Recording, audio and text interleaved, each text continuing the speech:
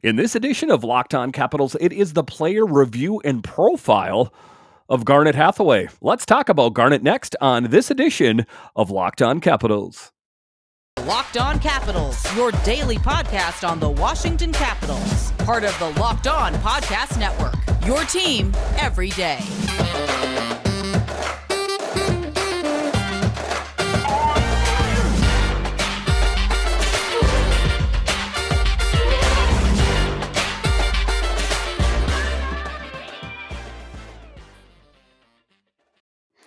Well, hello and welcome into this edition of Locked On Capitals. I'm so glad you decided to join me today. As always, this podcast is free and available on all the major platforms. And I want to thank you for making this your first listen or view of the day. Yes, this podcast is also available in video form, so head on over to YouTube and check it out. And when you're on YouTube, make sure and hit that subscribe button. And if you like the videos, hit the thumbs up button. It really helps grow the channel. My name is Dan Holme. You can find me on Twitter. It's at DanCaps218. You can find the show on Twitter. It's at Locked On Caps. So in this edition, we are talking about Garnet Hathaway and just a breakout season that he's had on this team. You know, he plays on the fourth line with Dowd and Hagelin when he was healthy, and just the great production that they got out of that line. You know, oftentimes you look at the fourth line of a team and you think to yourself, you know, that's kind of the grinding out line. That's kind of almost the AHL line, if you will, but not for the Washington Capitals. The Caps got some really great production out of their fourth line this past season, and Garnet Hathaway was kind of the one that led the charge. I would say that he is part of the tough guy group on the Washington Capitals. If you want to put in that category Tom Wilson and Garnet Hathaway, I would say that those two are the two reigning tough guys on the team. You know, you could put Alex Ovechkin in that category as well, but, you know, he's kind of above that. And, you know, the status that he's at in his career, I don't think that he normally stoops to that level too often. But Garnet Hathaway, don't just call him a tough guy. Don't call him just a one-trick pony. He is a guy that is seeing some great production this year. This story was in RMNB. They said straight up, no player saw the Capitals be more successful than Garnet Hathaway did on the ice for 38 Washington goals in 21 opponent goals. Hathaway's 64.4 goals for percentage was the best among full-time Caps players, and sure, part of the success is due to goaltenders saving 94.7% during his shifts, but the possession metrics were very strong as well. Hathaway and his fourth line pals limited opponent high danger chances better than any other Cap skaters, around 9 per hour, with their expected goal rate following suit at 2.2 per hour. So that's what I'm talking about. That Hathaway line, that fourth line, just saw some great production, and they did a good job at shutting down other teams as well. I guess it remains to be seen who is going to fill in. Is Hagelin going to be back? Is it going to be Axel Jonsson-Fjällby? I guess it remains to be seen there.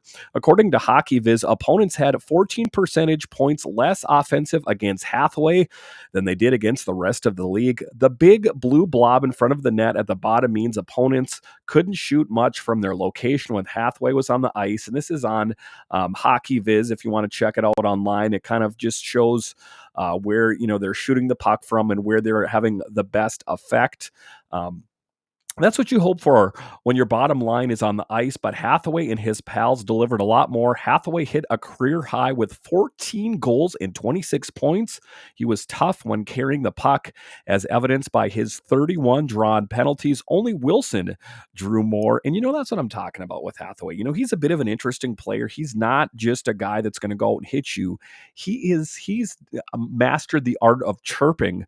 You know, oftentimes, I mean, you don't know what's being said, but sometimes he gets right up in their ear. You're like, I'm going to come and get you. And it really messes with the opponent. So for him to draw those penalties as well, it's kind of an art form, if you will, that he's mastered rather well. And, you know, like I was talking about earlier, him and Tom Wilson kind of lead the charge for all of that. But we all noticed that the fourth line's defensive tenacity had more downside this season. They were a little loose with restraining penalties, as Hathaway's 26 minor led the team, with Dowd not that far behind at 21. Had they not also been integral parts of an elite penalty kill, that discipline probably would have been more costly. and it's kind of weighing the cost and the benefits out. Is it worth, keeping this line together? And if you're asking me, knee jerk reaction, absolutely. And I would go forth with this line next season as well. And, the Caps got lucky by getting, piecing together such a great line, a fourth line, no, nonetheless, that's had really great success. But that's all I have to argue about. Hathaway, the platonic ideal of a grinder, physical, dependable, and adds scoring in a pinch. He'll earn 1.5 million next year, the last of his current deal, and then I hope the Caps can find room for him to return. Either that, or I hope he gets well compensated somewhere far away, like St. Louis or somewhere. Writes RMNB. But just taking a look at Garnet Hathaway, what else can you say about him than just a real tough guy out there? He's a guy, he's the part of the team tough of the Washington Capitals. Plus, he's getting some great scoring opportunities and, drawing penalties. And, he's the enforcer, along with him and Tom Wilson.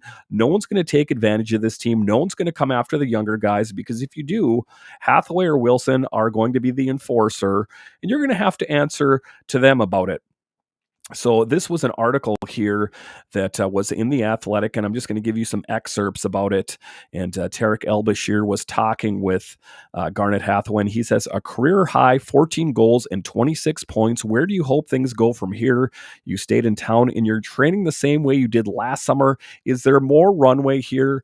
How do you measure that? And his response is, that's why I'm still playing right. You always want more. That's my goal. My individual goal every year is to have a better year than I did the year before. And for the most part, I've been able to do that. When you look in the mirror after the season and say, hey, what went well? What can I improve on? It's all about learning, asking yourself, what can you do better? So let's fast forward to summer's busy free agent signing period. Connor Brown coming in, Dylan Strome, Darcy Kemper, Charlie Lindgren, Eric Gustafson as a vet. What do you like to see in all the turnover? And in this article, that's what they're talking about. And they're asking him a question. There was quite a bit of turnover, but why was there that turnover? And why did they pick up the Connor Brown, the Dylan Strome, the Darcy Kemper? Well, I mean, we can kind of piece all of those together. Connor Brown is most likely going to fill a spot of Tom Wilson. Dylan Strome is going to take Nick Backstrom's spot. Darcy Kemper and Charlie Lindgren, of course, Vitek Vanacek and Ilya Samsonov, their spot, and Eric Gustafson as a veteran on the team. So when he says Mac, the GM, has been doing this for a long time, doing pretty much that for a long time, there's a lot of turnover in the NHL on every team. Teams aim to get better. You look at teams in our division, every team gets better every year, and you wonder, how does every team continue to get better? That's the direction of it. GMs are working to improve even the smallest bit and pushing it to the limit and still try to be successful in any given window you give them. I mean, I'm excited. I don't think we just went out blindly and signed guys. We went out and find guys that fit into this room. I'm sure those guys we signed understand the culture, and we are excited that they joined in and want to win. And, like I say, it's not like Brian McClellan went out there and just made some crazy moves out there. He went out and addressed situations and positions of need. I mean, if Brian McClellan would have done nothing and left Tom Wilson's position open, or he would have left Nick Backstrom's position open, or if he would have just stand pat with Ilya Samsonov and Vitek Vanacek, since he had the rights to both of those netminders. As a Capitals fan, you got to kind of start asking yourself, what's going on here? And there's a lot of teams around the NHL that do that. They're like, I'm not going to spend a whole lot of money. And if you want to take a look at a team that's pretty close to us, take a look at the Islanders. Lou Lamoriello did nothing. He's notorious for making these big moves, and all of off season, it's just all these deals that got through his fingers. If you look at Nazem Kadri, if you look at Johnny Gaudreau, just to kind of bring it back, that's what I'm talking about. I may have been hard on Brian McClellan this last year, but you got to give him A+ marks for going out and addressing every situation and every position on this team that needed addressing. If you want to sense frustration, take a look at frustration, take a look at the New York Islanders. How can they feel confident about going into next season going, you know what, we're going to have a better outcome than we did last year? How is that going to be possible when they've done nothing to address it? So, Brian McClellan and, bringing it back to Garnet Hathaway, because In this particular article, Tarek is asking him about it. What is it like to have this change in the dressing room? And if I'm a player, I'm like, if these players are coming into the room and helping us achieve our objective, which is making it past the first round of the playoffs, and dare I say, maybe a Stanley Cup, then whatever the cost that may be, then I'm all about it. And I don't know about you guys out there, but I would be all about adding whatever players were needed to this team to help get some more wins and make it past the first round of the playoffs. All right, so after the break here, we are going to continue to talk about Garnet Hathaway and what an integral part he is of this team. We'll talk about more about Garnet next.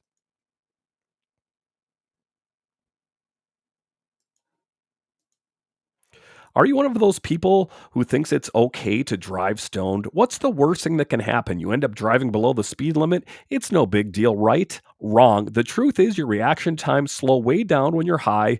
You not only put yourself in danger, but everyone around you. Talk about a buzzkill. Stop kidding yourself. It's not okay to drive high. If you've been using marijuana in any form, do not get behind the wheel. If you feel different, you drive different. Drive high, get a DUI.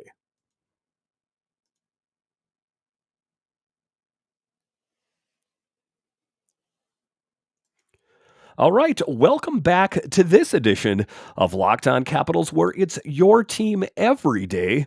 In this episode, we are doing a profile and review of Garnet Hathaway, a guy who has seen tremendous production this last season, and I think that the road and the path for Garnet looks great.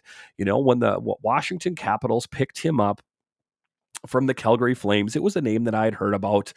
Kind of the book on him was that he is this tough guy, and this chirper and this guy that draws penalties, and he has lived up to that reputation. And I think that he has done an excellent job on this team. Like I talked about earlier in the show, it's not often that you look at a fourth line and revere it as a game changer, unless it's your fighting line or whatever the case is. But Garnet Hathaway does have some snarl to his game, but he also he plays the game the right way. He can score goals, and he knows when to be aggressive when he needs to be. So one of the other questions they were talking about in that athletic article is goaltending, and we all know with the Washington Capitals the issues with net minding. This is Tarek asking me. He says goaltending is a big part of the game as anything, and the Caps landed the top free agents on the market in Darcy Kemper. What do you think about the move when you saw it? And he says if you think asked anyone that our goalie situation would have been 5 days before that, no one would have guessed it.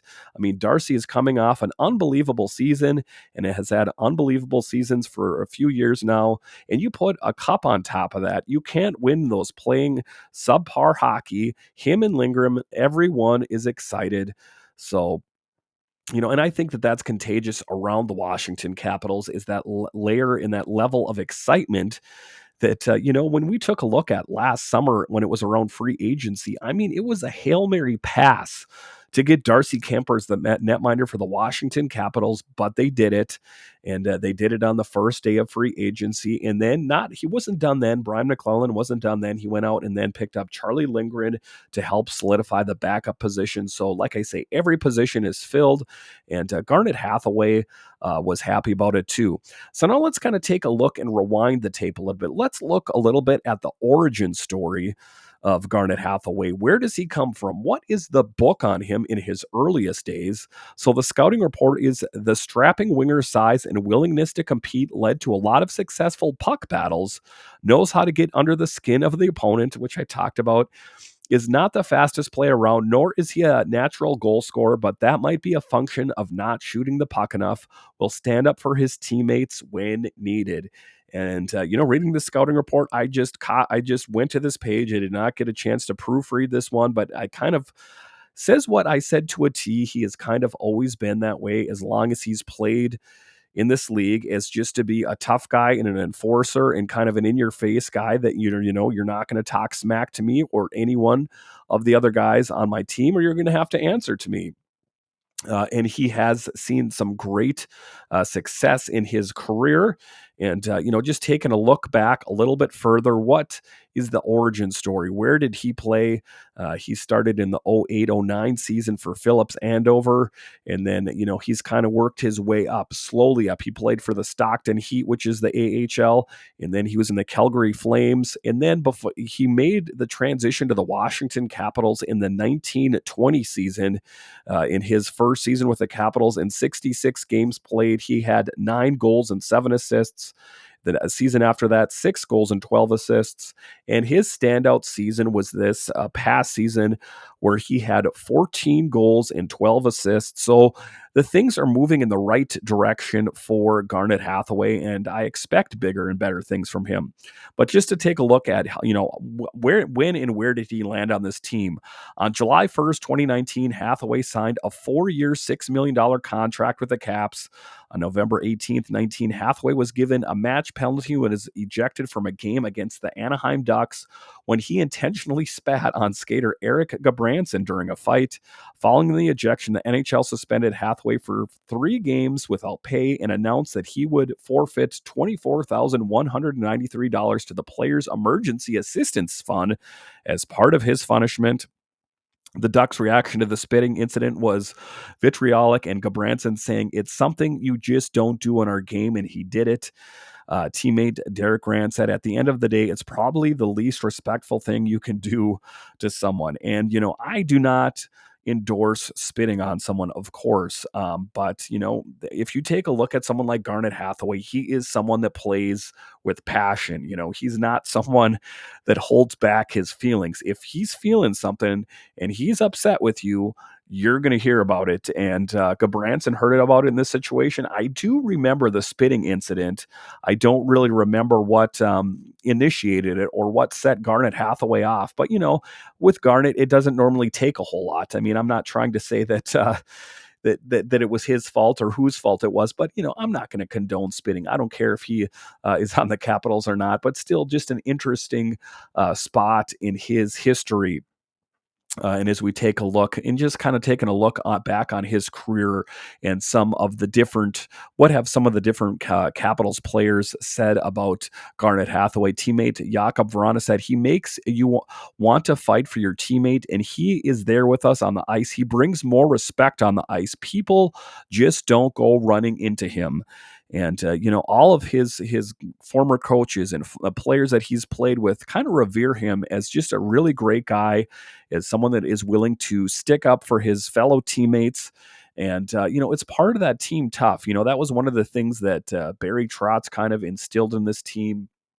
It's not a novel thing to say, but that team tough aspect out there. And Garnet is definitely one of the ones that leads the charge. Hathaway has carved out a 5-year career as a typical member of the grinder fraternity, a forward that relies on consistency of effort, high energy, and physical edge as his means of contributing to a team's success. He just completed his first season with the Caps.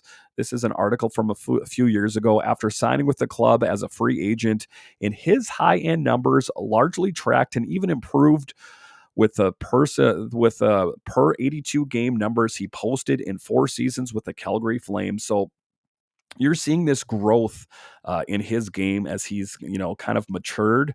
He's still a little rough around the edges, but that's the way he is. But he is seeing maturity on the team that when he's gone from the Calgary Flames and went to the Washington Capitals. So he is, in fact, moving in the right direction. So the fearless take, Hathaway's physical engagement was mixed bag in terms of the Cap success to a point. In 35 games in which he was credited with 3 or more hits, the Caps were 23-10-2.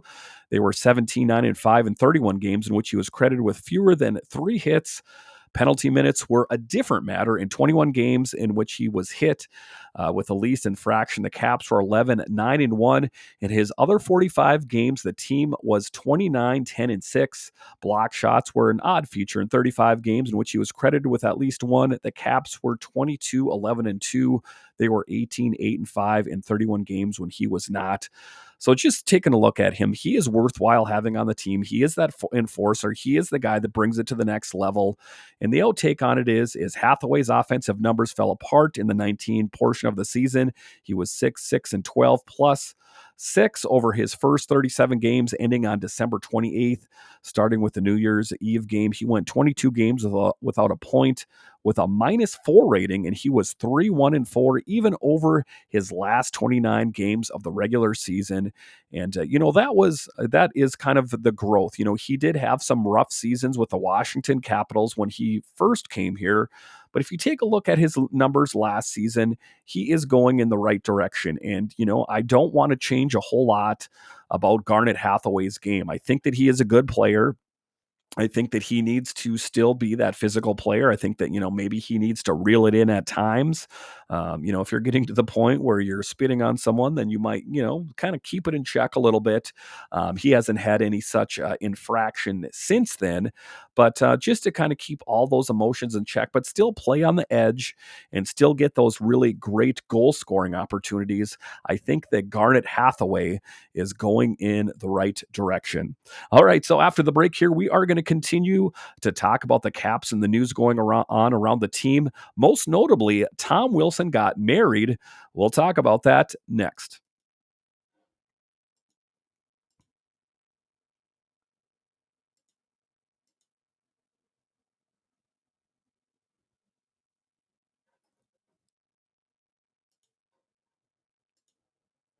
All right, welcome back into this edition of Locked On Capitals, where it's your team every day.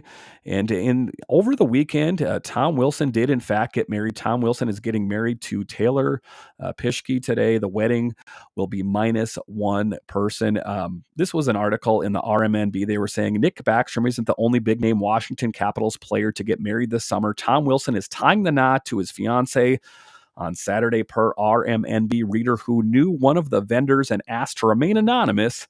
Wilson's wedding is being held in the D.C. area and is believed many current and former Capitals teammates are attending. And just looking at some of the photos there, I saw some current Washington Capitals players. I saw some guys that I haven't seen on the team for some time.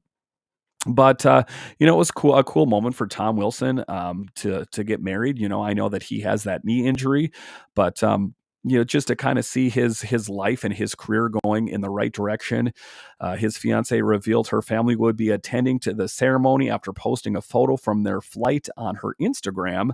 I said fiance, now wife. Friday, we're coming for, and she wrote, including a bride and groom emoji. Wilson's longtime roommate, Bash brother, and ketchup discount appreciator Michael Lotta is also in town for the nuptials. Lotta commented on the Instagram post of Andrei Burakovsky, telling the two-time Stanley Cup champion that he'd missed at the event. And it's kind of cool that he was able to get all these former players to come out and to share a special day for him. Burakovsky is currently in Switzerland to see his friends. Otherwise, he was going to be there as well. Wilson, Lotta, and Burakovsky were all roommates together from the 14-15 season. And that was kind of a special time in Capitals history if you look back on it, when it was Wilson and Burakovsky and Lotta when they were all younger guys. But like everyone else, they're getting older and they're moving on with their careers. And Burakovsky has found a new home in Seattle. And just kind of a little bit about him too, is he said that he's finally able to be on a team where he doesn't feel like he is living, in the shadow of someone else. He's a good kid, Wilson said. When Burakovsky moved out, he was fun to have around. We had a lot of good times together, but we're not in elementary school anymore. It's the real world. It's a lot quieter because we always yell at Berkey, Lotta added. Friday night, the Wilson and Pischke held their wedding rehearsal dinner in Northern Virginia. Tom proposed to Taylor in July of 2021. The two lovebirds have been dating since 2015 and first met at one of Taylor's volleyball tournaments in Canada. She celebrated her bachelorette weekend in early August along with her friends. So just all around, just a special moment for Tom Wilson, who I think, one day will be the future captain of your Washington Capitals when Alex Ovechkin hangs up the skates. But just some news. It's not always just hockey news, but it's news about the players on the team as well. And Tom Wilson is a guy that's been on the team for some time and kind of a monumental moment in his life. So I thought it was bear mentioning in the podcast. But congratulations to him, and I'm hoping that everything. Obviously, he has a happy life together, but also that he makes a speedy return to the Washington Capitals, because I know that we got Connor Brown out there, but of course we would ultimately like to have Tom Wilson back out on the ice. Thank you for making Locked On Capitals your first listen every day. Now make your second listen Locked On NHL. Locked On experts give you a daily 30-minute podcast on all things NHL all year long. Stay up to date on everything in the hockey world. Locked On NHL, your daily 30-minute podcast. So once again, thank you for joining me on this edition of Locked On Capitals, where it's your team every day. My name is Dan Holme, and I will talk to you next time. Thank you for listening.